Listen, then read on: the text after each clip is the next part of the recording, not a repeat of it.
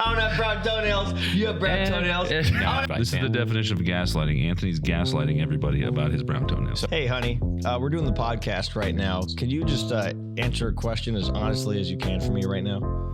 Sure. Why are you overreacting so much? I don't have brown toenails. He's mad about the toenails. He's mad about the dueling tree. I'm sorry you got walked, man. That was like, oh, I lost at Call of Duty, but you know what I'm really good at? Let's have a fucking knitting competition. Oh, I beat you at that. You suck at Call of Duty. You're so mad about your toenails, dude. And the dueling I don't have tree. brown toenails. He's Hi, everybody. Welcome to another edition of the Zulu 24 podcast. As always, I'm joined by Anthony from Brown Toenail Studios. Fuck you. I don't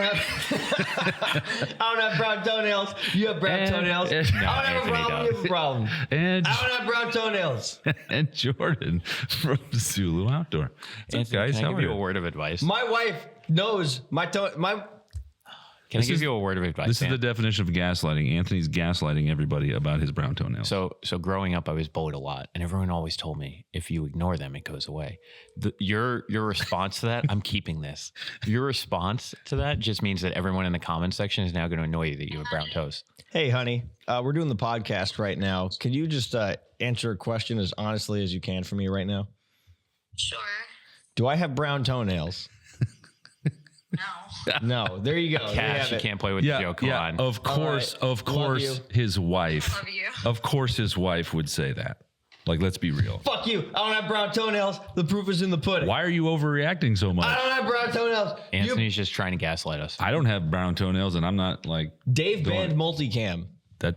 Okay. You banned For Zulu multicam. events. No, Just for not even- Zulu. No. Yeah, but that's just completely not true. I right? went to play yesterday and I was wearing this and he was like, you can't wear that. I didn't say you couldn't wear that. I said go fix your feet. No, you said you can't wear multicam. No, I said I don't dude, have multicam toenails. I said, bro, take those tree bark looking fucking toenails and get them taken care of. You're just mad. You're just mad that I'm the undisputed axe throwing champion. You did. You won. Yes. It's fair. And fair I play. am a volleyball VMP. I don't know about that because MVP, as soon as you took your socks VMP. off and VMP 's a gun. everybody was done vomiting at your tree bark toenails.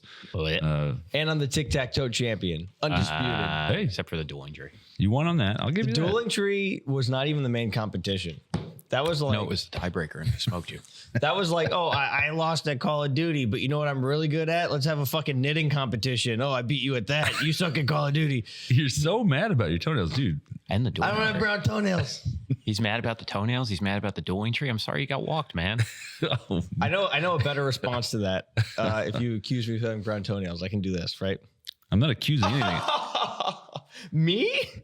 Brown toe? No, never. If you know, you know. Love you, Evan. Anthony has brown toenails. Actually, it's just one. It's just his big toe. It's just like the one Yeah, it's the same color as the dirt. giant, like, gross. It stinks too, by the way.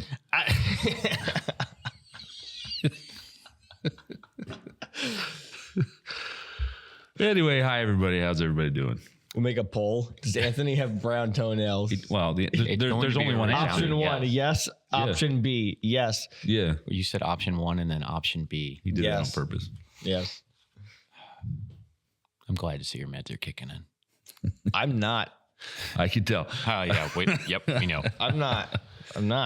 All right. Oh, how's everybody doing? That's great. How was your weekend? I don't know. I wasn't here. No, it was good. We put the fabric. Yes. We put curtains in CQB, and I think that played really well. There's some zesty patterns on some of them. Yeah, they look like yeah. boxers hanging from the windows sometimes. Yeah, we spent all of last week doing that.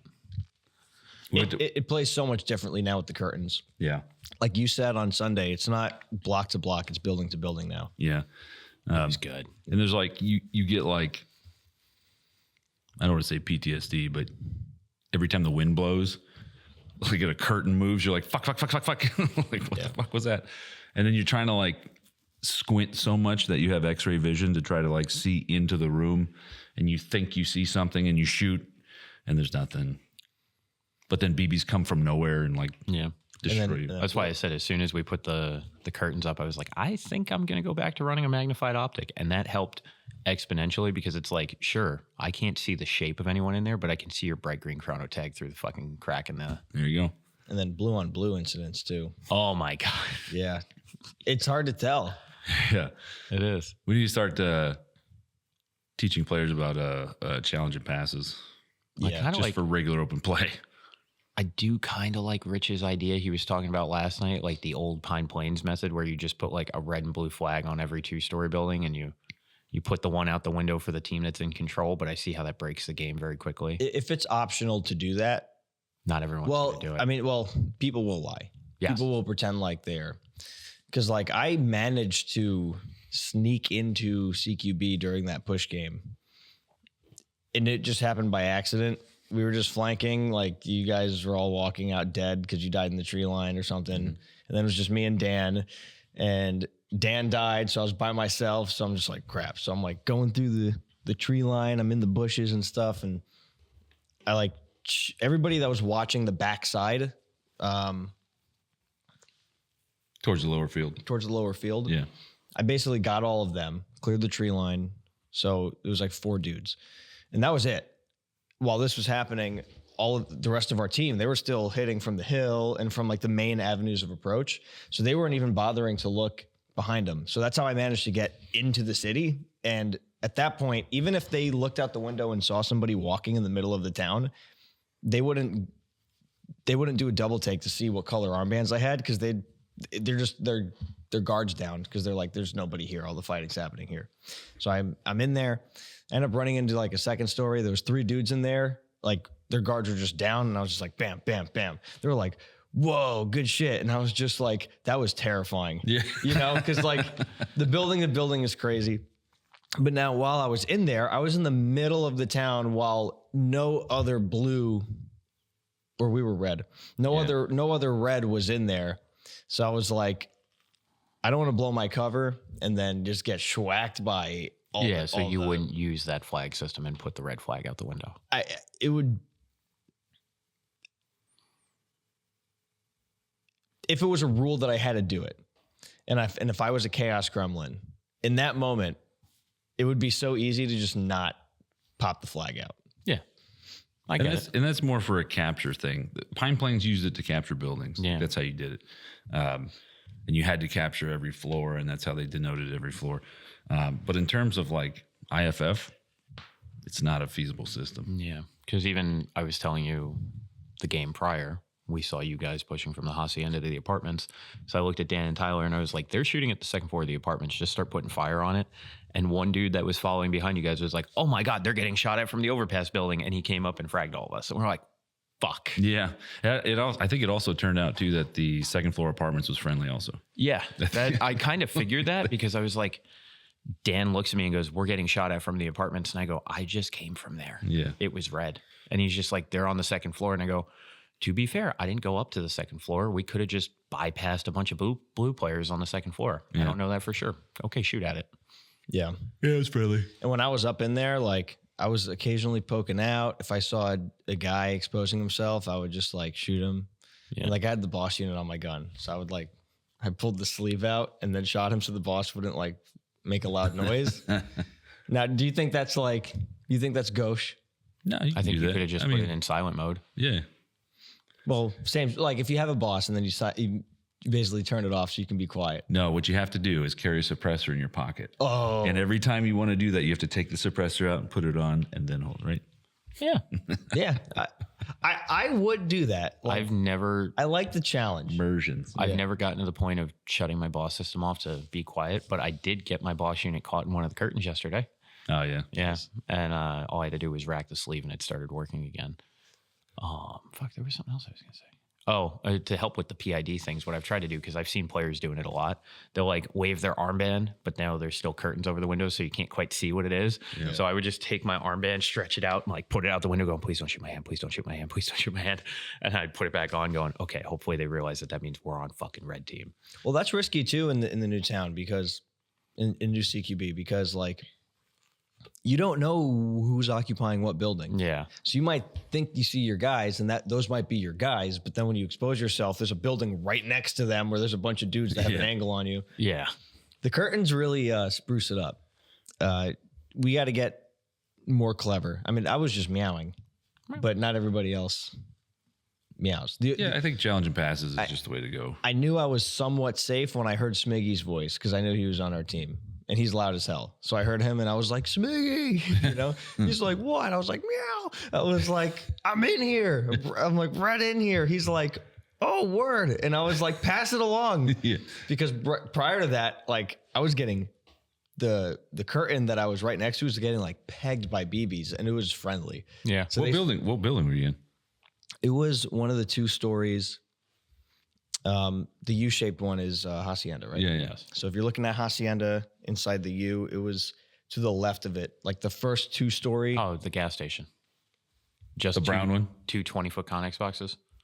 Oh, hey, that's right. You're colorblind. Sorry. I didn't mean to. I wasn't looking at the number. You were looking at your toes.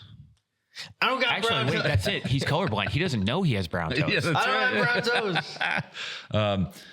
If Yeah. it was to the left of the Hacienda and it was 2 20-foot Connex boxes stacked on top of each other, Yeah. that's the gas station. It's also got a Penn Zulu sign on it. It's also brown, like your toes. And it's brown like your toes. That's probably why I went there. Yeah. It wasn't- felt at home. It wasn't directly next Brown to the toes in the brown Hacienda, building. but it was like, if I'm looking at Hacienda, it was like, meh. Yeah. It was just the 2 20-footers stacked on top of each other. Is that the gas station? Meds. Is that the gas station? I just Yeah. said that. Yes. Yeah. Because there were other buildings there that were just 2 20-footers stacked up Okay. with the same If they're stairway two- scheme. If they're 2 20-foot Connex boxes stacked on top of each other, There's only 3 of those. there's gas stations. Right. And there's like 2 that were next to each other in that area. I was on the one closest to Hacienda. So Okay.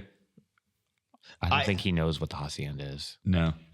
Hacienda is the U-shaped one. Yes. Yeah. Yeah. But there's not 2 gas station buildings next to the Hacienda. There's 2 gas station buildings next to Fuel Depot, which means you have a higher likelihood of being near the 40-foot, 20-foot Connex box stacks that were supposed to be bridged but aren't.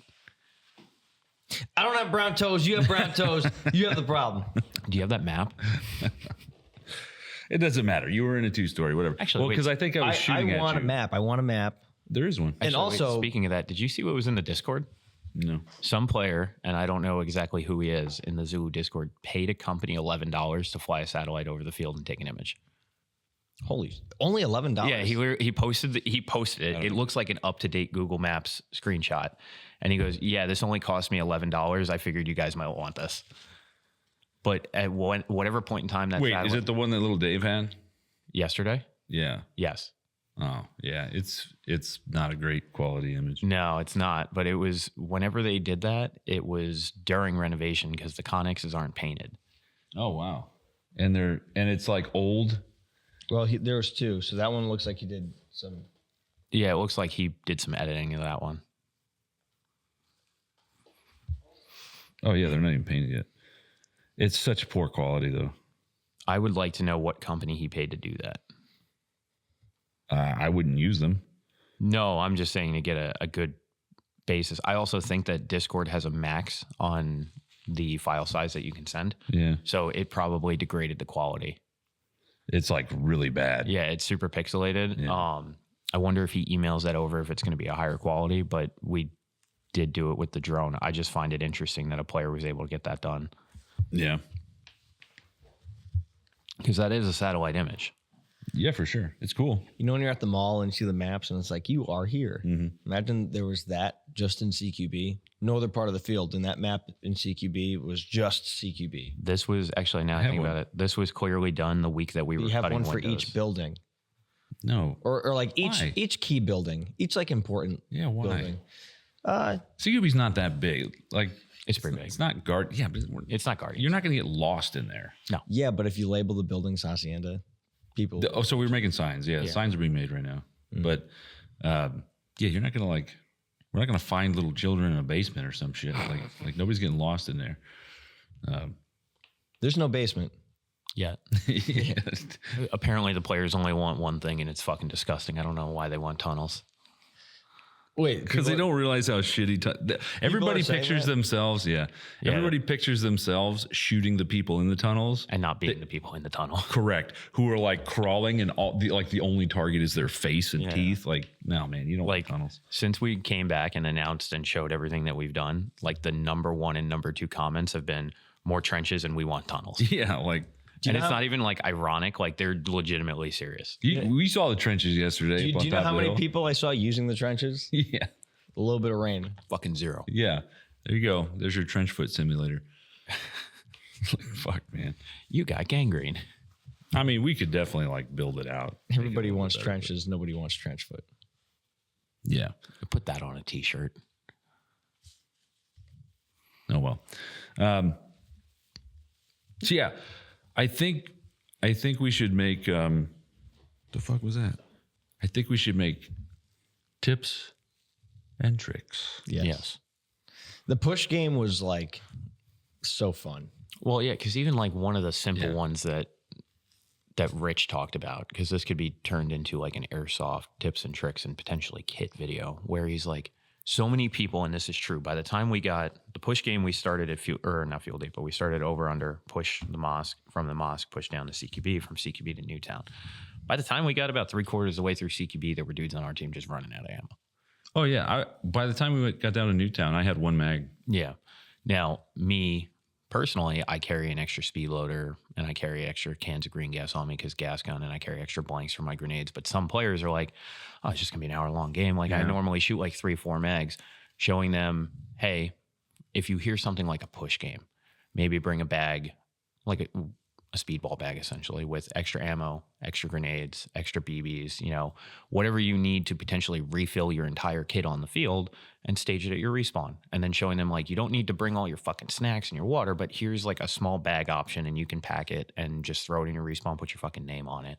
That way, when we're playing a long drawn out game, you don't have to worry about walking all the way off the field, getting your extra ammo and stuff, and then coming back on 20 minutes later because now you're in the staging area and you're like, I want an empanada and shit like that. Yeah. I think realistically, all anybody needs to carry is a fucking speed loader.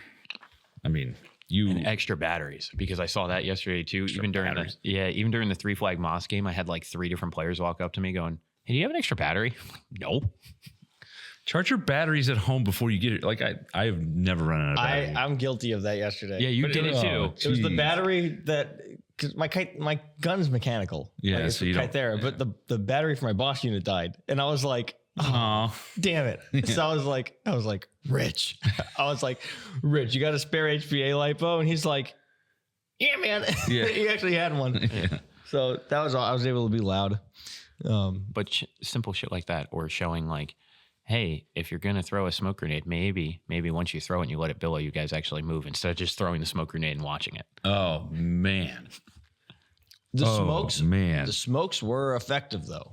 Like they were, especially at mosque, like the buildings being close to each other, but you still have like open streets to cross. Like there's a need for smoke because there's some open area, but everything is still close enough to where the smoke will actually give you concealment so you can go building to building. And it's not just a big open area where you throw a smoke and like, this is big open field of view that you're not concealed by the smoke anymore. Yeah, I mean, even in a big so I watched it happen in that push game with Newtown, and Rich's gun died or he ran out of ammo or whatever it was, but he stayed on the field and he had 2 like big EGs and he ran out and threw them. Yeah, he ran out of air. Oh, and it was a decent chunk of smoke there. My only critique is that in an open field like that, it's more beneficial for you to get your smoke right at the enemy's feet. Yeah. Right. You want it to impair their vision, and the most effect you're going to have is when it's like right on top of them. So you got to get somebody with an arm. We gave the smokes to Connor. Yeah, to chuck them out. And then Rich was like, nah, give it to me. Then he took his smokes back and he just like ran up. Yeah. Red drink Rich.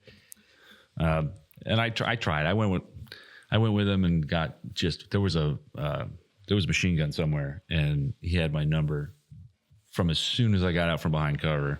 Yeah. I took 3 steps and just got laced up. Yeah. And I died because he's like, everybody go. And of course, like the most airsofty thing happened. Like I went, one other guy went. Yeah. Yeah, that that's what was made it. the push game so freaking good. Because like taking mosque when you're spawning at over or under, That's hard. it's challenging. It's fun. It's challenging, and then you get it right, and then you have to take CQB.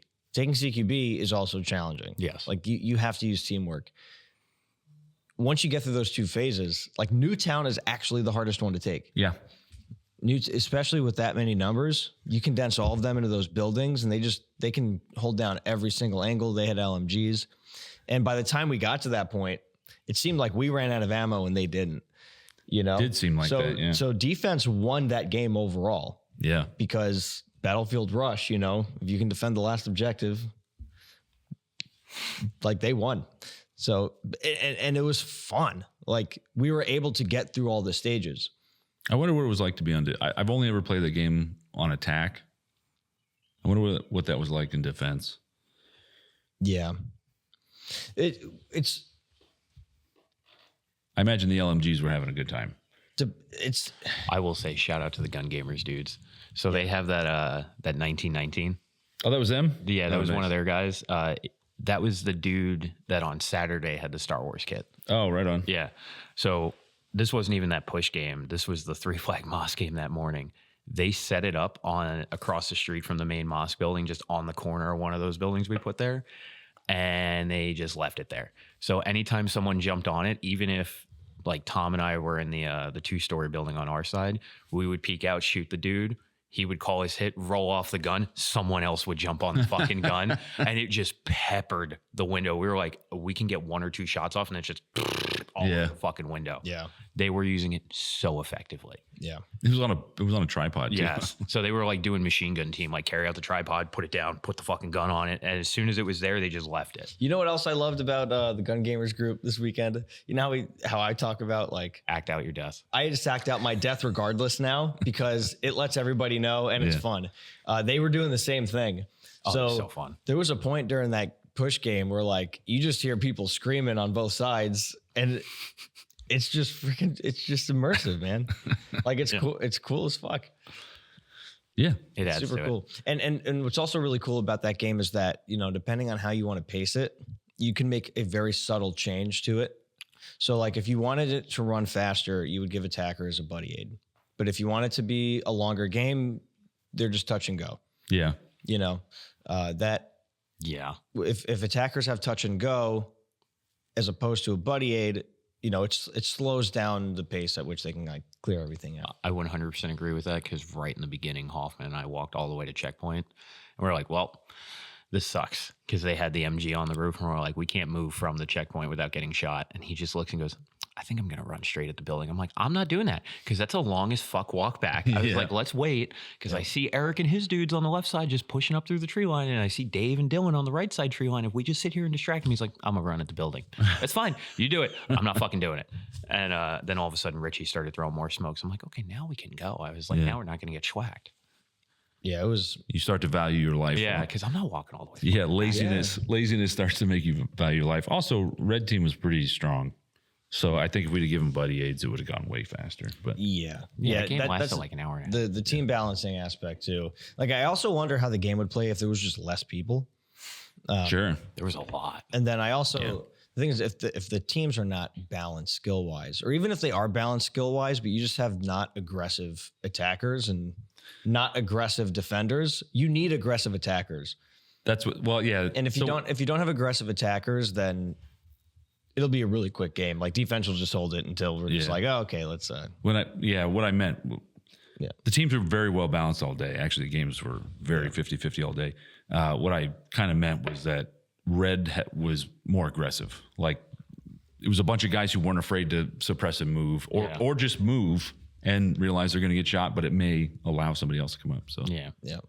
Because even in that moment, I said to Hoff, I was like, we are in a better spot to just lay fire out at this building and distract them because I could see you and Dylan just moving through that tree line. I'm like, they're not getting shot at. They don't fucking see them yet. yeah, I was like, just keep shooting that window. I ended up taking the mag out of my gas gun so I could just shoot the boss system without burning ammo. nice. And I was like, yeah, just distract the fuck out of them. And it worked. Yeah. I tried to orchestrate a flying V at the end. Yeah, yeah. Yeah. How'd that go? So we at this point we're attacking Newtown. We were spawning in CQB, and most of our team had flanked right. Yeah. And they had the best chance to actually get into Newtown, but they also had the longest walk back to respawn. Yeah. So by the time I died and went back to respawn, I was like, all right, let me try to go to these guys at the 2 Connex boxes on top of the hill. And I was like, how are you guys doing on ammo? And they all looked at me like I was about to ask them for ammo. I was like, no. Like, are we good on ammo? Like, do you guys have enough ammo to like do a push? And they're just like, yeah. I was like, all right, hear me out. Every good idea starts with hear me out. Clocks. Yeah. So I'm like, look, we have the closest walk to respawn. If our guys over there get shot, they have a really long walk back to respawn. I was like, and they have positions that can be taken. They can be taken back by the enemy. So I was like, we can come right back here if we die. Let's do a flying V. Have you ever heard of a flying V? They were like, no. I was like, all right, so we're going to get in a V formation. They're like geese? And I'm like, yes, like geese. Quack. And I was like, quack. And I was like, I'll take the front of the V. All right, we just need to yell for a bonsai charge, and we just need to run out, and we just have to walk at a steady pace and just shoot as we're moving. We all pick a window and all that stuff. And I was like, we are going to die. I was like, we are 100% going to get shot, but it's okay because we can just respawn and come back and do it again. This might give our team a chance to push up. Yeah. And they're like, okay, yeah. One kid was like, I think we should all just go on the left side because they have a new approach. And as he's saying that, I'm like looking at the left side and I just see Adrian. Yeah. I see him all the way down, like through 2 windows. But it's a bolt action. He can only shoot one of you at a time. This is true, but I was like, there is a sniper aiming at my head right now because I know if Adrian saw me, he's aiming for my head. Yeah. This was is like- also true. I was like, we're gonna flying V, so I ended up doing the war cry. I was like, bonsai, right? And I ran out. A couple guys ran with me. They didn't really do the V formation. It was kind of like a single file line. Yeah. And we all only made it like 20 feet before we all died. And we're all on the ground like, oh. And I was like, cool, you guys want to do it again? Yeah. No. They weren't really motivated to do it. Like, they didn't want to get shot. And they were very concerned about like, it's only worth it for them to do this if they can get some kills on the way down. It's a big picture mentality. They don't have the big picture. It's the main character in it. I'm like, we got to give these guys, our other guys, a chance to push up. Because then when we respawn, and I noticed the first flying V we did, when we went down, I saw a bunch of other guys trying to run up too. Yeah. It just wasn't overwhelming enough. Yeah. You got to, with Newtown, you have to overwhelm it if they have that many defenders. Like, you're going to die. You're going to get shot. Oh, yeah. Look, the goal is just to maybe get 1 or 2 friendlies into one room of one building. Yeah. And hope that, they can Yeah, 'cause create an anchor point. Push game is a game of attrition. So like you have unlimited respawns. They don't. So even if you get one of them, like just keep doing it. I will say attacking Newtown gets pretty frustrating because even like Smiggy and I were held up in a building. We were in Outlier and we would shoot a dude in the window and it's like immediately there's someone else there. We're like, fuck, there's no chance we're getting down there. Yeah. See, with that attitude, there is no chance. Yeah. And it was actually when I was out of ammo and I was like sitting on a bale over here, just kind of watching. And the Outlier building threw a smoke and then just sat there and let that smoke burn. And I was like, you just wasted a fucking smoke. Like, We threw a smoke before our first flying V. why not? You might obscure one guy's vision. You know what I mean? Like, Yeah. it's worth it every time. If you're going to throw a smoke, you need to move. Oh yeah. The throwing a smoke means when it billows, we're moving, regardless of the weather conditions. Like, the wind may shift, whatever the fuck. But if there's smoke out in front of you, you're fucking moving. And there's a bunch of high grass there and everything. But if you're just sitting back in a window, I mean, it's completely ineffective. Yeah. We definitely had a lack of LMGs on attack, which was fine for the first 2 points. But with Newtown, it's like you need LMGs. I don't think I saw a single LMG.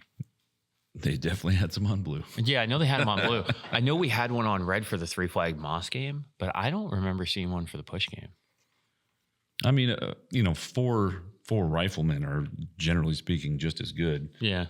If everybody just picks a window and puts rounds through it, and then that allows a maneuver element. I mean, is it going to work? I don't know, maybe 4% of the time, but you have to do it 100 times to get that 4%. So I can get after it. 4 riflemen using Valkyns. That's But what if they're wearing multicam? What if they're wearing multicam? Yeah. And airsoft tactics be damned. I mean, in that specific scenario, the bonsai charge from all sides is kind of like, yeah. Go for broke. yeah, right? Like, fuck it. Who cares? You get shot, you go back to respawn. You fucking try again. Yeah. But I'm tired. Yeah, so is everybody else. Yeah. But what Everybody if, was fucking tired. what if my camo is faction correct, but I rolled my sleeves up? Then you have brown toenails. I don't got fucking brown toenails, Dave. You got brown toenails. You still have brown toenails. You got brown toenails, Jordan. You all have brown toenails. Oh, dude, we got to talk about this too. Tourniquet placement. Oh, yeah. So even during that game, and I mean, we didn't have tourniquets at the full field.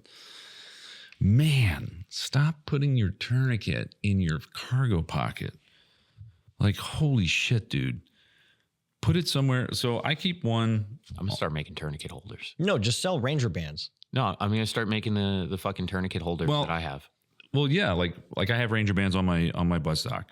Put it on your buttstock. Put it somewhere that somebody that's trying to get you back in the game doesn't need to ask, where's your tourniquet? And then you're like, oh wait, it's in my left sock because that's where I keep my money in my right sock, and I put my tourniquet in my left sock. Adrian had his tourniquet just wrapped around his stock. Yeah, fuck it, do that. Yeah, somewhere visible, If it's on your stock, it'll help you a lot. or your shoulder strap, or if you're wearing a fucking Because when you get shot, you can just lay down with your gun on your chest and your tourniquet's already sticking up. yeah. Well, a lot of players, and I've seen this a fuck ton, they get shot, they'll take their tourniquet out and hold it in their hand for you to come over and put it on them. Nope, Is it mentioned in the safety brief, though? it's not. Yeah, that's something that should be addressed because I see a lot of that and I'm like, Well, we're re-recording the safety brief today. yeah. You should walk up to the hit player and be like, where's your tourniquet? And the hit player should have a good place for the tourniquet. Yeah. Because I'll be honest, if a player's hit and he's bleeding out and I'm about to medic him, I'm like, where's your tourniquet? And he's like, it's in between my pants and my underwear. Like, I'm not getting your tourniquet, bro. Okay, 30 seconds, bro. Yeah, put it somewhere like visible and easily accessible, like shoulder strap on your plate carrier, your rifle butt, somewhere. Because I had an instance yesterday too where I went over to a player, he was hit, and I was like, where's your tourniquet? And he's like, oh, it's on my back. And I go to grab it and I was like, this is an MSW tourniquet. No. And I started doing the 30-second hold. He's like, no, hold on. I have a Zulu one buried in this pouch all the way at the bottom of the pouch. And I'm like, it was faster for me to do the 30-second Yeah, hold, dude, just- man. It's in the bottom of my purse. Yeah, it was like You're in going the through it, bottom of his real IFAC on his belt kit. So I had to go past a bunch of real medical supplies to get to the Zulu tourniquet.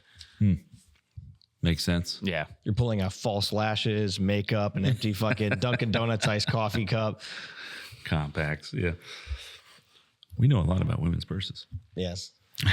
Well, that's because Anthony's got to borrow some makeup to cover up those brown toes. No, my wife has a purse. My wife. And I don't got fucking. This was the Memorial Day barbecue trope because I was doing so good at volleyball. They were Yeah, trying to throw me even. off. No, I was playing with shoes on. Everybody else was barefoot. And they were like, why is your shoes still on? Oh, he's got brown toenails. He And I was does. like, fuck you. So I took my feet off. And then I it took my shoes confirmed. off. And then it confirmed. But Like, he had holy brown toenails. shit. No put 'em brown back toenails. on. Like, I jumped so much higher in the air when I took the shoes off. yeah, but it was hard. Yeah, but then we had to see your brown It's toenails. hard to I don't breathe. got brown toenails. It's hard to breathe. not With that brown. stench. Fuck. I remember It that. was just the stench of victory when I beat you at axe throwing. You on, did. on your No. turf with You your did. boards and your axes. You did. You did. Oh, Anthony. Oh well. Let's take a break. We became a janitor and had 14,000 keys. This is me reducing my keys. I know. I'm proud of you. Good Lord. Thank you, Anthony. Some of the keys I don't need anymore because they're for old locks that are not being used. I gotta fix it. You got to clean out your key ring. You got to do some spring cleaning.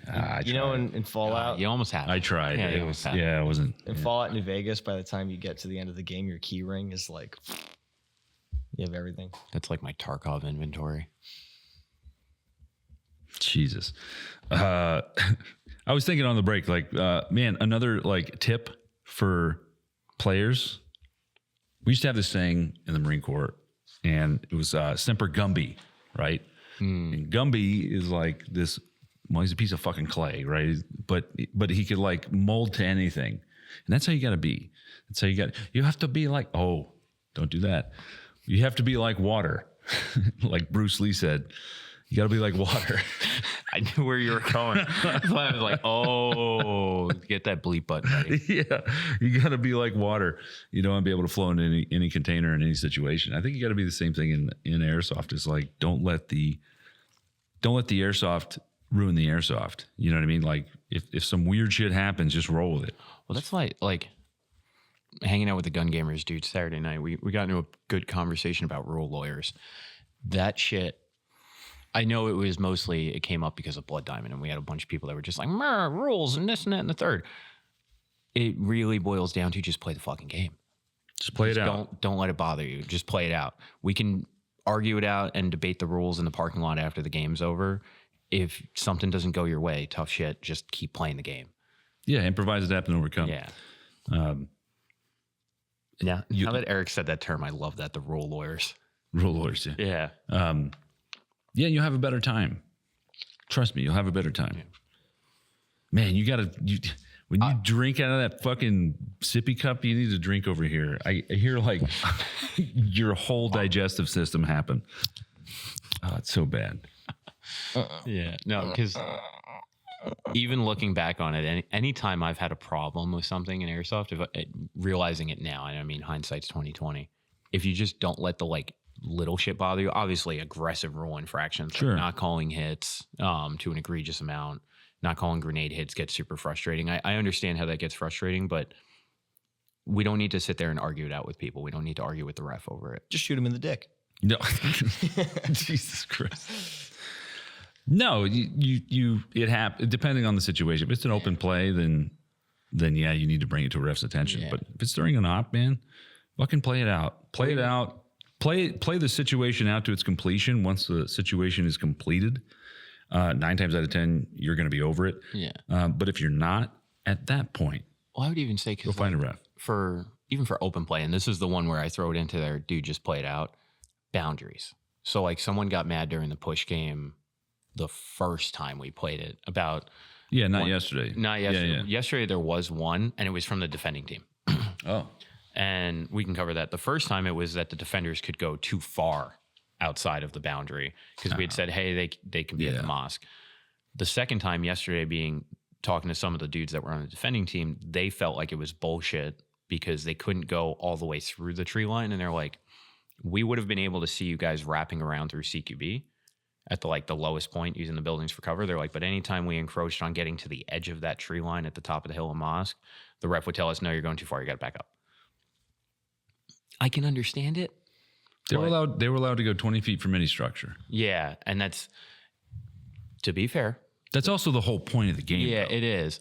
Right? Because if you let everybody go wherever they want to go, it's just an open field. It's just fulfill right, but I conquest. see the frustration of being like, so I can go into this tree line, but I can't go to the edge of this tree line. Like, I know. I see how that's frustrating. But we have to put a number on it. Right. I understand that. Right? Because that tree line, if you go to the other side of the mosque, that tree line goes all the way down to the fucking Ho Chi Minh, right? So oh no, I'm talking about. I understand. Oh, okay. I'm saying that just because you can see the edge of the tree line, yes, it makes it more enticing to go out there. Now, again, thankfully these players didn't rule lawyer it. Yeah. They were just like, all right, okay, that's cool. And they would back up. Yeah. After the game, they came up to me and they go like, that was kind of annoying because we were just talking about how the game went. Yeah. So I see how it gets frustrating, but at the same time, they played it out. It's only annoying because they could see it. It's only annoying because the edge was right there. Yeah. And it makes sense if you're defending that area. If you want to defend it well, you want a large perimeter around it. You obviously don't want to just defend it by hiding in a building. No. So it makes sense.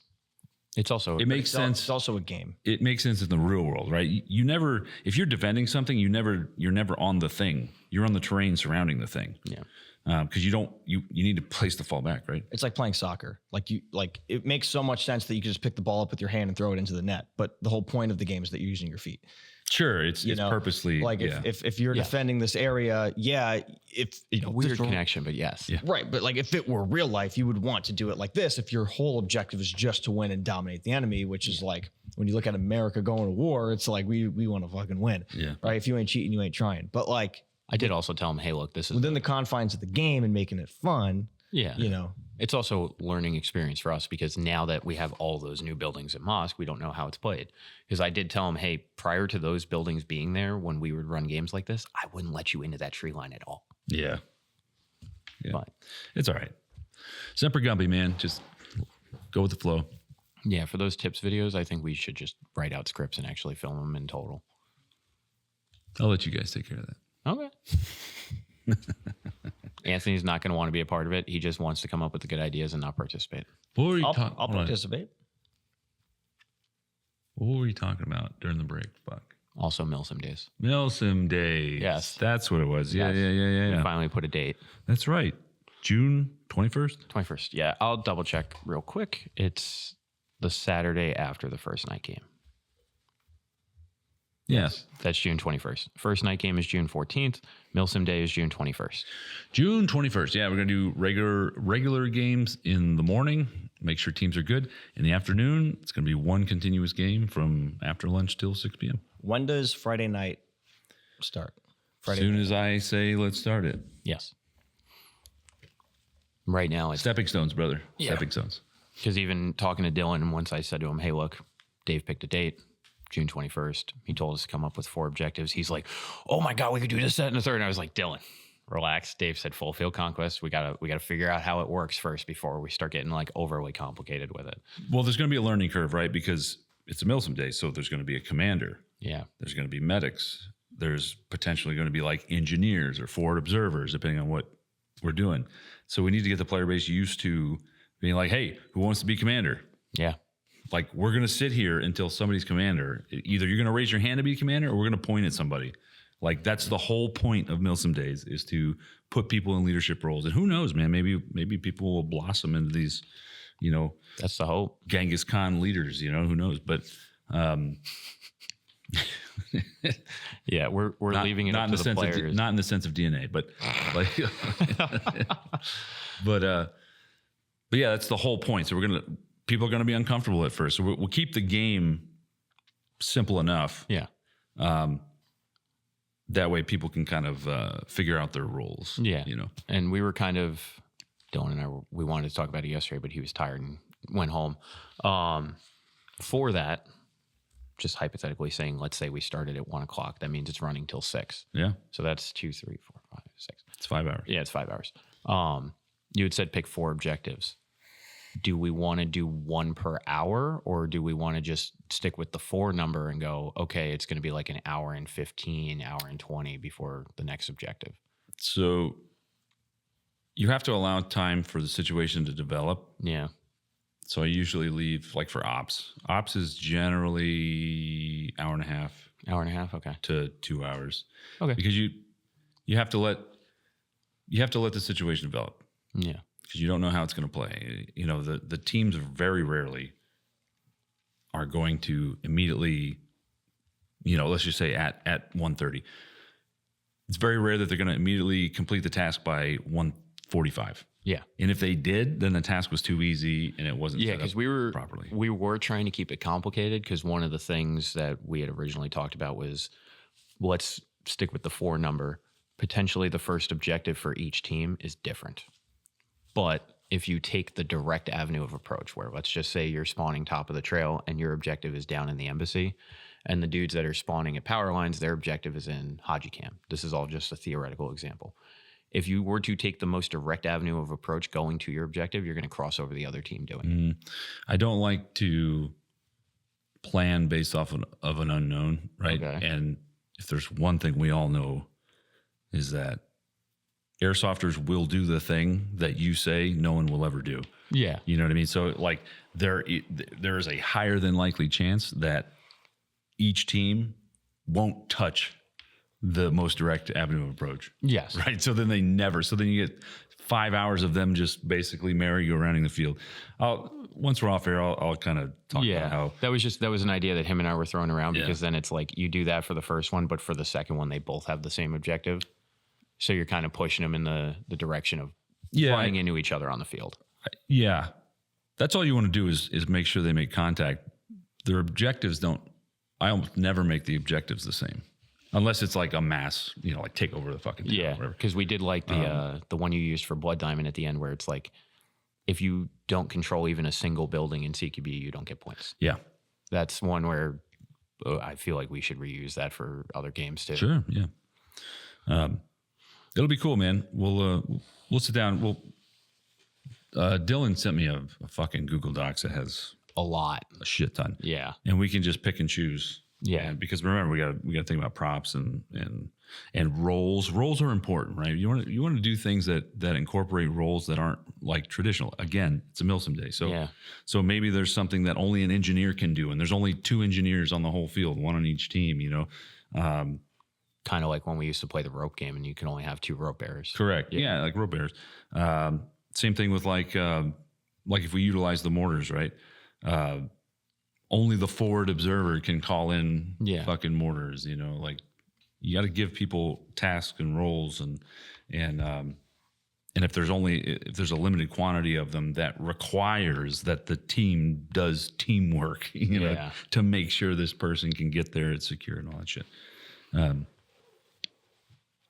It's going to be interesting. Yeah. Now that there's a date on the calendar, it's like a fire. Yeah. Get it planned out. We'll get it ready to go. I'll make up a graphic and advertise it. Yeah. That's something I would probably bring like 2 guns up.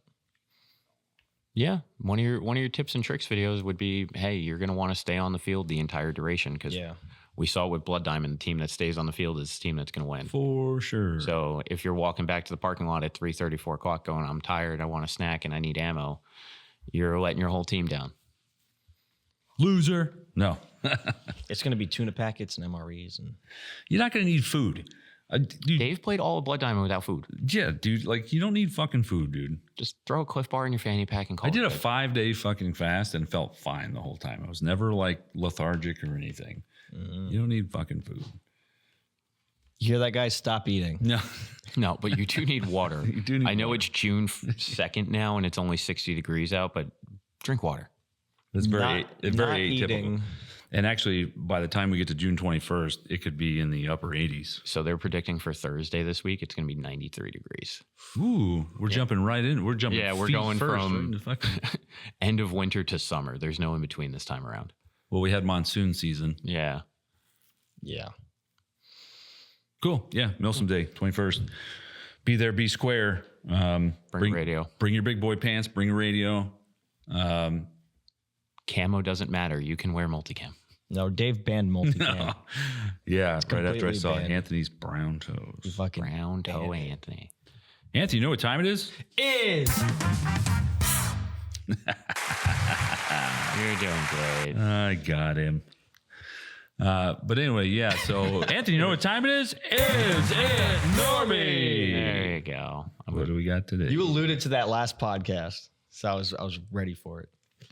I wanted you to finish it, and we all just awkwardly stared. But I also got Jordan. I was hoping he didn't play anything, so we were just like, "What are you doing?" Yeah. I was going to just jump to another topic. You know what time it is? It's time to talk about Milsim Days. Yeah. Even though we already did it. Let's talk about morale patches. Are morale patches normie? I gotta say, Jordan, I don't like the way you frame the questions because you don't frame it like, no, morale patch in and of itself is not normie. Is it a normie action to wear more than one morale patch? There's definitely a number. No, Yeah. What's the number? this is okay. I'd say this: Evic branded morale patches are normie. What are they just like? Are they? Do good. Yeah. Yeah. Well, Evic branded morale patches. Oh, like the ones they get like when you buy a gun? Yeah. Well, those are just like brand patches. So the normie thing for me when I see it is every bit of real estate you have on your whole kit that you can stick a patch to, you have all the patch like you have as many morale patches as you possibly can. That's normie. Can't have an exposed piece of Velcro, man. You can't. Yeah. It has to have a patch on it. Whether if it's the little Hello Kitty Evic one or if it's the big Dragon Ball one. The Dragon Ball one's kind of cool though. You know, Dragon dude, Ball Z is based. this reminds me of a Daniel Tosh joke, and I love it. The bumper sticker? He's like, it doesn't matter what car you drive or if you have one bumper sticker or 100, and they could say ever you know coexist. It doesn't matter what you think they say. To everyone else, it says, I'm poor. So that's like my previous car. I used to have a New Windsor PD, the magnet sticker. Yeah.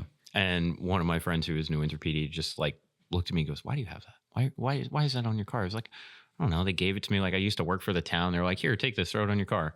He's like, yeah, the only people in this town that actually use that are Karens and crackheads. It's like, don't pull me over. I support you. yeah. And I'm like, all right, I guess that's true. Like you got a point. I understand that. But yeah, my target at this is like the kids that wear 20 morale patches. Like full transparency, I don't wear a lot of patches. I have a really cool patch collection at home. I just don't wear them. But also the e-bike ones, they're getting more complicated with them. These are pretty much the patches I wear, like American flags, America. Andrew made me an Antac patch. This was the first and only ever Antac patch, so it was pretty cool. And then this was something I got, and I think it's cool. And Yeah. Well, I think there's also there's a delineation too in Airsoft with military patches. So yeah. like call sign indicators, eye reflective shit. I think a call sign like name patch is actually very practical if you're putting it on a piece of your kit that you might leave somewhere. Sure. Right. So I think in the Airsoft world, we kind of like, because I'm sure, I don't know, but I'm sure there's like a DevGru fucking cosplay team. Yeah. And I'm sure that they have all the patches, you know, like Dev T6. helmet patches. Like I'm sure that all their real estate's taken up, but we as Airsofters kind of give them a pass because like, oh, they're military. It's like a, in the real world, right. Well, in the real world, those patches are practical. Yeah. Because they all have a function, but morale patches don't. Yeah. Morale patches don't really have a function. Yeah. And then when you just splatter your fucking back panel with 25 of them just because you have real estate. I have one morale patch that a friend of mine gave me. Actually, Jake. Shout out to Jake. He listens to these things. It says special needs, but it's like a special forces scroll tab. So I put that on there. But I really don't. And like everything else that I have, I think is just jinxy. Yeah. It'd be so cool to have a jinxie patch. Yeah. especially when you that's not when you're those jinxie. aren't I don't consider those morale patches. Like what's on the patch wall over there, like the American flag stuff, like the patch to say USA, the PTS patches, like I don't consider those morale patches. Those are just like that USA patch is like stolen valor patch. Yeah. Some guy at the airport wearing like fucking like I'm talking UCP like, ACUs, right? And he's got his like flag, like he's got this flag on the wrong arm. Yeah. Then he's got the USA patch where the name one should be. I will say that grinds. Like, what's your MOS? He's like, special, super top secret special. That grinds my gears when kids put on American flag patches, but they don't know how to put them on, so they're on the wrong shoulder in the wrong direction, or it's on their gear in the wrong way. And I'm like, guys. Yeah, so the backwards American flag patch viewers, the backwards. So the idea is if I had a flag on a flagpole and I was marching forward because America, you know, hell yeah, brother. These colors don't run. If the wind was pushing the flag back as I'm moving forward with such haste because I'm ready to destroy the enemy, the flag would flail that way, which means that this is the direction. This is the direction. Stars are front. Stars forward. Yep. Yeah. Stars forward. Or the kids that wear them upside down because they think it's funny. Stop doing that. Or if you have the backwards patch, but it's like on your hat. Yeah. You're just always moving sideways. Sideways observer. Yeah. Because we had one video on YouTube where the kid was wearing a lot. He was wearing a lot of them. And it was like a viral short because that was one of the ones on YouTube that just got like 500,000 views. No, it got 500,000 views because the Russian bots picked up on it. Oh, that's true. But he is wearing so many of them and everyone's talking about his two. patch. He's wearing two. No. He's wearing two Ukrainian patches. Oh, no, but he's wearing way more than that. No, but the Ukrainian, the reason why that went viral is because the Russian fucking bots picked up on it. Yeah, but I'm talking about stuff like that where it's the real estate of Velcro, and it's like you can do it on the Spiritist chest rigs. The entire front is Velcro, just filling that up with patches. Yeah, I've seen back panels that were. Yeah, I really like my War Crimes patch, but I have to be selective with like where I wear it. Well, that's for you. For Airsoft, it's fine. Like Westpoint, I can't. Oh no. Yeah, no. I was gonna say, that makes sense. I had my I went in one day. I thought we were going to be out like on the like at one of the ranges just doing like handiwork. You know, I didn't think we'd be like in the offices. Oh shit. So I was just wearing my War Crimes t-shirt because I was like, we're going to do dirty work. And nobody said anything. And then I turned around to get something. My supervisor was like, Anthony, does your shirt say War Crimes on it? And I was like, I thought this was America. I can fold and look guilty, or I can turn around and be like, yeah, it's pretty based, isn't it? And he just like he did the long blink, you know? Yeah, but I don't know. It's different world, but Although, well, when we did AMS Arsenal, I had the War Crimes patch, and it's really funny at AMS because if you break a rule there, they call it War Crimes. Yeah. So if you have a War Crimes patch, it's like you look like you're gonna try to be a Chaos Gremlin. So actually, I just realized that by the time this comes out, AMS will have announced that. when Bo said they were announcing it this week. oh, okay. Hey, Eastern Front's coming back. Yeah. So November 7th and 8th. I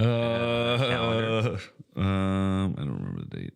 I gotta look at the What would that be? Eastern Front November 8th and 9th. 4. 4? Wow. Yeah, Eastern Front 4. So bringing this up. And it's in November, so hopefully it's not pouring the entire time. Oh no, it'll be fine. It'll be beautiful actually. Yeah. There'll be no leaves, but Yeah, November 8th and 9th. And so Dylan and I were going through reading the AMS rule set. The rules on their website haven't been updated in like 8 years. well, that's the benefit of doing off-site stuff. Yeah. You can make one rule set and roll with it. Yeah. No, we were just because like I wish I could remember off the top of my head which ones there were, but we were like kind of want to know if there's clarification on that, if they like changed their rules. About what? I gotta look it up and read through it. I remember they got rid of the DMR class and then brought it back. Yeah. They did. That they did. I don't want to waste time because it's going to take me a while to read through their entire rule set and remember which one. But yeah, I figured at some point I was going to ask Bo about that while we were communicating back and forth. Can we get Bo on the podcast? When they're here. Yeah. When they're here. Yeah. We're just gonna set it up and be like, Bo, come on into the shop for a minute. And we're like, is it normie? Yeah. Bo, come on in. We're going to talk for about an hour and a half. Yeah. He can't just send Cody and not do it.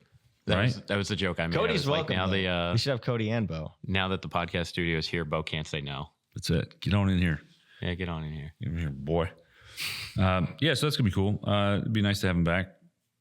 We have no idea when tickets are going to open up, so please don't ask. Yeah. They're just renting the field from me. That's all they're doing. Yeah, we just know that they picked a date. We can't clarify rules for you. We can't clarify dates, uniform codes, or anything. Go through AMS, go to their website, read the rules, which I know nobody likes to do, or watch videos. Actually, I think theirs are videos. I think they have videos. So Despite they have that- a video despite introduction. Despite your disclaimer, I'm going to get phone calls through Yeah, our number, Yeah, and they're going to totally. ask me AMS rule set questions. Yep. Yeah. You should just give them like crazy answers. Like, no, you can only wear unicorn horns on that team. So make sure you get your unicorn.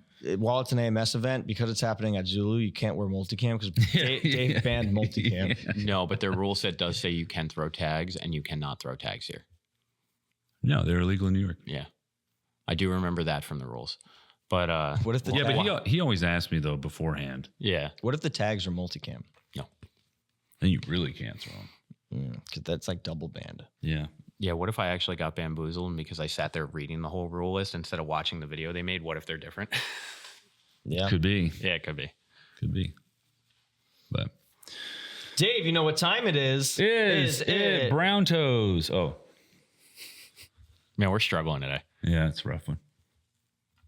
I called my wife. She confirmed it. I don't have brown toes. Yeah. I would also call somebody who I'm married to lie for me. I would say you had brown toes if I lost an axe throwing too. All right, let's wrap it up. But that guy is good night. God bless. We're out.